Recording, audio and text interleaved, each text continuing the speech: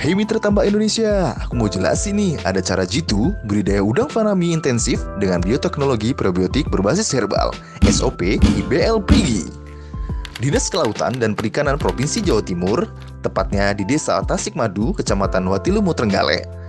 Dengan latar belakang, SOP budidaya udang fanami yang tidak ramah lingkungan, residu kimia yang tidak bisa dikendalikan, pencemaran lingkungan, muncul penyakit yang tidak resisten terhadap obat kimia, hancurnya tambak-tambak intensif dan super intensif, dominasi SOP yang masih menggunakan plankton. SOP tersebut ternyata saat ini sudah tidak aman loh. Dengan adanya evaluasi dan solusi, membuat SOP yang ramah lingkungan, perbaikan dan pemulihan lingkungan dari cemaran, pengkondisian lingkungan yang aman dan resistensi terhadap serangan penyakit, bikin SOP yang tidak mengandalkan dominasi plankton dalam lingkungan media budidaya, membikin SOP akselerasi percepatan dan aman. Muncullah SOP Prigi dengan serapan produk PT Nilindo. Yuk semua pakai SOP Prigi, keren banget.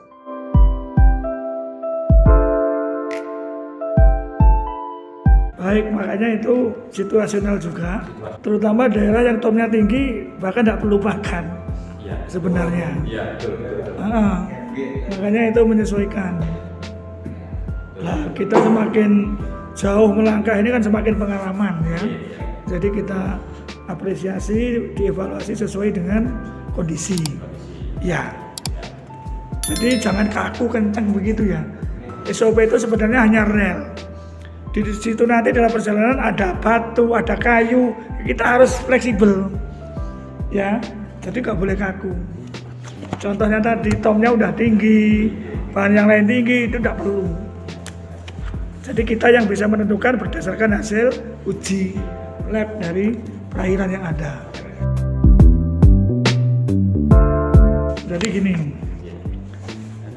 fermentasi itu efektif 24 jam sampai 36 jam. Ya. Cuma puncaknya memang di hari ketiga. Puncak. Ya. Jadi 24 jam itu sudah masuk sebenarnya. Puncaknya hari ketiga. Nah ini pilihan. Karena mungkin pertimbangan teknis ribet, jumlah besar, 24 jam udah masuk. Enggak masalah. Enggak masalah. Jadi kita harus tahu. Ternyata 24 jam itu naik 1% misalkan. 2 hari 2 malam 2%, 3 hari 3%. Kita tinggal pilih mau yang mana. Nah, kami karena SOP ini yang terbaik, makanya kita anjurkan yang ketiga. Tapi misalkan hanya satu aja nggak masalah. Iya, nggak masalah. Jadi dasarnya gini, saya biar tahu ya. Kenapa saya kok POC makan bahan baku utamanya susu? Susu itu adalah bahan organik yang paling mudah dicerna oleh siapapun, termasuk bayi lahir belum ada pencernaan yang sempurna, dia bisa mencerna. Sapi, kambing dan sebagainya. Nah akhirnya ini saya ciptakan awalnya di saat musim berdiding, dingin. Udang itu di bawah suhu 26. Melakukan metabolisme hanya 50%. Pasti pakan drop, pertumbuhan lambat. Akhirnya saya putar otak, bagaimana saat itu saya aplikasikan di saat suhu drop, nafsu makan drop, pertumbuhan drop, saya harus menciptakan pakan ditambah sesuatu yang mudah dicerna. Ini dasarnya. Akhirnya saya fermentasi itu tujuannya bikin yogurt. Tahu yogurt? Nah, yogurt itu membantu pencernaan. Bahkan mudah sekali dicerna, menyehatkan, proteinnya tinggi, ya kan? Nah, akhirnya saya aplikasi di saat musim berdiding di sini. Dan itu kebetulan waktu itu saya sudah mengamati 2 musim berdiding. Itu justru produknya semakin, tonasenya semakin naik.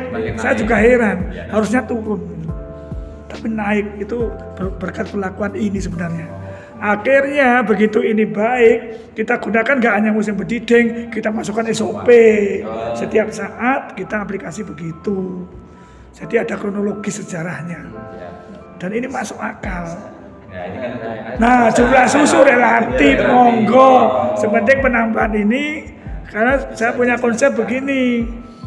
Kenapa kok saya pakai 100 liter itu kan berapa 50 kg nggak salah. Anggap aja 75 ya. Anggap aja setiap 1 liter itu mengandung susu hampir 1 kilo ya. Kalau diambil ya. Sehingga 1 kilo susu itu sudah menjadi yogurt masuk ke dalam 1 sak pakan. Itu kan penambahan nutrisi sudah luar biasa. Saya dulu FCR pernah 0,9 pernah. Ini masalah sejarah saya bilang yang lalu, sekarang udah nggak bisa. Ya, sekarang nggak bisa. Faktor alam, faktor genetik, faktor lingkungan. Terus saya sudah simpulkan yang kemarin, ternyata biang keroknya genetik. Dengan adanya AHPND, Indo itu sudah carrier pembawa AHPND, akhirnya semua hatcher itu menggunakan sistem ini budidaya dengan full antibiotik dengan dosis tinggi. Karena apa? Untuk menanggulangi AHPN untuk menyebar.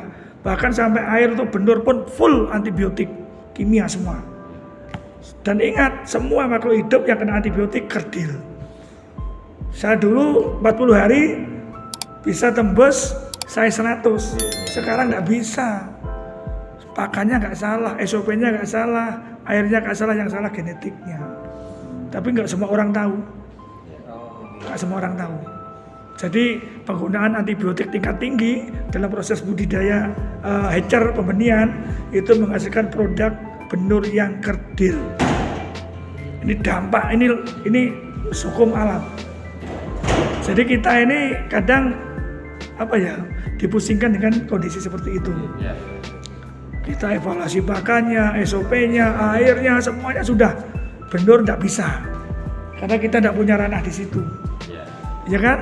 Kita kan nggak bisa main di benur kan? Otoritas mereka, kita terima apa adanya. Jadi seperti itu. Ini yang saya simpulkan selama saya ngamati akhir-akhir ini.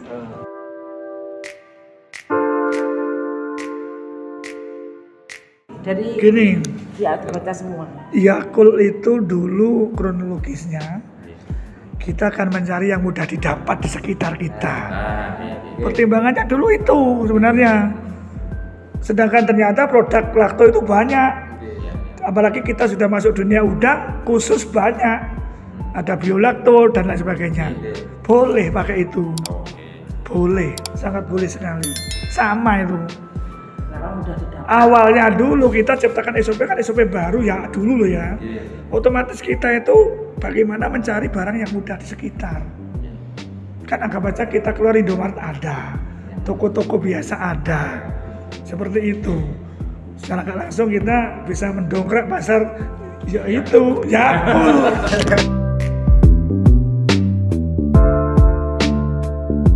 Nah, dosis itu sebenarnya anggap aja kayak itu kan sudah ada aturan pakai ya di biolakto itu. Untuk seperti aturan pakainya. Iya, itu aja. Sesuai petunjuk aja. Iya, sesuai aturan petunjuk di produk itu.